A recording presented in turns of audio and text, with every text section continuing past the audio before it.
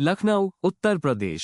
शहर की भागदौड़ से थोड़ा परे एक शांत मोहल्ले में शर्मा परिवार का 2 मंजिला मकान शान से खड़ा था। पीले रंग से पुता, बरामदे में लगी बेलों से घिरा, ये मकान सिर्फ ईंट और सीमेंट का ढांचा नहीं था, ये उनका घर था, उनका मंदिर था। अंदर हर कोने में खुशियां और यादें बसी थीं, पीढ़ियों की सांसों की गर्मी थी। रामनाथ शर्मा, इस घर के मुखिया, एक सरकारी दफ्तर से सेवानिवृत्त हुए थे। शांत और गहरे विचारों वाले रामनाथ जी के चेहरे पर हमेशा एक संतुष्टि की रेखा रहती थी। उनकी पत्नी जानकी एक गृहिणी जिनके हाथों में जादू था।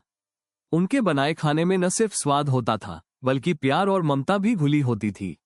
रामनाथ और जानकी ने मिलकर इस घर को सींचा था, इसे अपने बच्चों के लिए एक सुरक्षित और प्रेम भरा आशियाना बनाया था। उनके 2 बच्चे थे, बड़ा बेटा अमित, जो दिल्ली में एक बड़ी मल्टीनेशनल कंपनी में काम करता था, और बेटी अंजलि, जो लखनऊ में ही एक स्कूल में शिक्षिका थी। अमित महत्वाकांक्षी था, दुनिया को मुट्ठी में करने का सपना देखता था। अंजलि शांत और संवेदनशील, अपनी जड़ों से जुड़ी हुई थी। लेकिन दोनों दिल से अपने परिवार से जुड़े थे। घर उनके लिए हमेशा एक सुकून की जगह था। हर साल त्योहारों और छुट्टियों के दौरान शर्मा निवास फिर से जीवंत हो उठता था। अमित दिल्ली से आता, अंजलि के स्कूल की छुट्टियां होती और घर हंसी ठिठोली, बातचीत और जानकी जी के स्वादिष्ट पकवानों की सुगंध से भर जाता। रामनाथ जी अपने बच्चों को अपने पास देखकर दुनिया भर की दौलत पा जाते थे। जानकी जी दिन रात रसोई में व्यस्त रहती, हर किसी की पसंद का ध्यान रखती। एक शाम जब पूरा परिवार बरामदे में बैठकर चाय पी रहा था, अमित ने एक प्रस्ताव रखा। पिताजी, मान जी, मेरा दिल्ली में प्रमोशन हो गया है। वे मुझे एक बड़ा पद और बेहतर सैलरी ऑफर कर रहे हैं। रामनाथ जी ने मुस्कुराकर कहा, ये तो बहुत अच्छी खबर है बेटा, हमें तुम पर गर्व है। लेकिन अमित की हंसी में थोड़ी हिचकिचाहट थी। लेकिन दिल्ली में रहना अब बहुत महंगा हो गया है, और कंपनी ने मुझे शहर के पॉश इलाके में शिफ्ट होने के लिए कहा है। वहां रहना, मुझे लगता है कि हमें लखनऊ का ये घर बेच देना चाहिए। कमरे में सन्नाटा छा गया।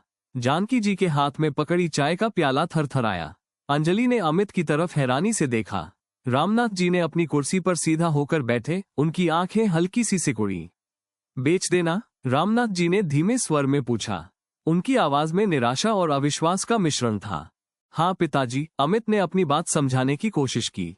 देखो, ये घर अब पुराना हो गया है, मरम्मत करानी पड़ेगी, और हम लोग यहाँ रहते भी तो नहीं है, सिर्फ छुट्टियों में आते हैं। अगर हम इसे बेच दें तो हमें अच्छे पैसे मिलेंगे। उससे तुम और मांझी आराम से रह सकते हो, और मैं दिल्ली में एक बड़ा घर ले सकता हूँ।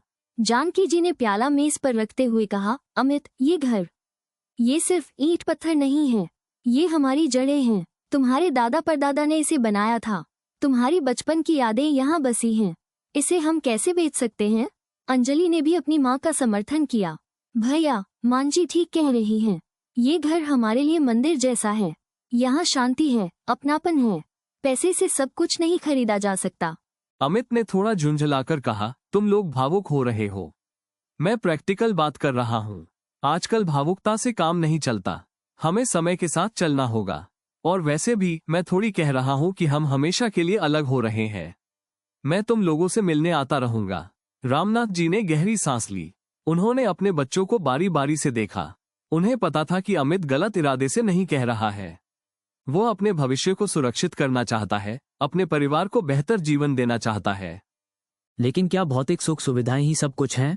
क्या घर सिर्फ एक ठिकाना है, या उससे बढ़कर कुछ और भी? अमित, रामनाथ जी ने शांत स्वर में शुरू किया, मैंने तुम्हें और अंजलि को हमेशा यही सिखाया है कि घर सिर्फ 4 दीवारों का नाम नहीं है। घर वो जगह है जहाँ प्यार है, विश्वास है, और एक दूसरे के लिए सम्मान है। ये मंदिर है। यहाँ हम अपनी परेशानियों को भूल जाते हैं और एक दूसरे से शक्ति पाते हैं। ये घर हमारे संस्कारों का प्रतीक है।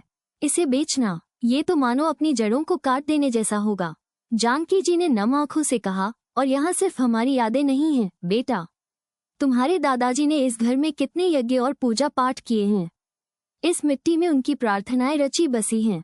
ये घर हमारे लिए भगवान का आशीर्वाद है।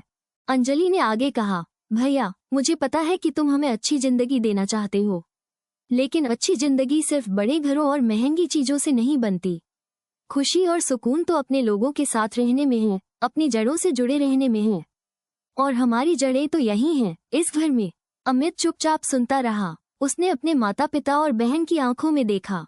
उसे एहसास हुआ कि उसने भौतिकता की दौड़ में रिश्तों और भावनाओं का महत्व कम आंक लिया था। उसे याद आया बचपन में इस घर में बिताए कितने अनमोल पल, त्योहारों पर सजे आंगन, दादाजी की कहानियां, माँ के हाथों से बना प्रसाद, पिताजी का प्यार भरा मार्गदर्शन। ये सब कुछ इस घर से जुड़ा था, इस मिट्टी से उपजा था। उसने गहरी सांस ली और बोला, आप लोग ठीक कह रहे हैं। मैं थोड़ा बहक गया था, मुझे माफ कर देना। रामनाथ जी ने मुस्कुराकर अमित के कंधे पर हाथ रखा। कोई बात नहीं बेटा, कभी कभी हम रास्ते से भटक जाते हैं, लेकिन महत्वपूर्ण यह है कि हम सही रास्ते पर वापस आ जाएं। और सही रास्ता यही है, अपनी जड़ों से जुड़े रहना, अपने परिवार के साथ रहना। जानकी जी ने अमित के लिए चाय का दूसरा प्याला बनाया। अंजलि ने उसके हाथ पर अपना हाथ रखा। शर्मा परिवार फिर से एक हो गया था, उनकी नींव और मजबूत हो गई थी। उन्होंने तय कर लिया था कि चाहे कुछ भी हो, ये घर, उनका मंदिर, हमेशा उनका रहेगा। वे इसे संजो कर रखेंगे, इसे और भी खूबसूरत बनाएंगे और अपनी आने वाली पीढ़ियों को भी यही संस्कार देंगे कि घर सिर्फ ईंट और पत्थर नहीं, बल्कि प्यार, विश्वास और संस्कारों का मंदिर होता है। उस शाम शर्मा निवास की दीवारों ने एक बार फिर परिवार के अटूट बंधन की गवाही दी। लखनऊ की शांत हवा में घर एक मंदिर का मंत्र फिर गूंज उठा और शायद पीढ़ियों तक गूंजता रहेगा।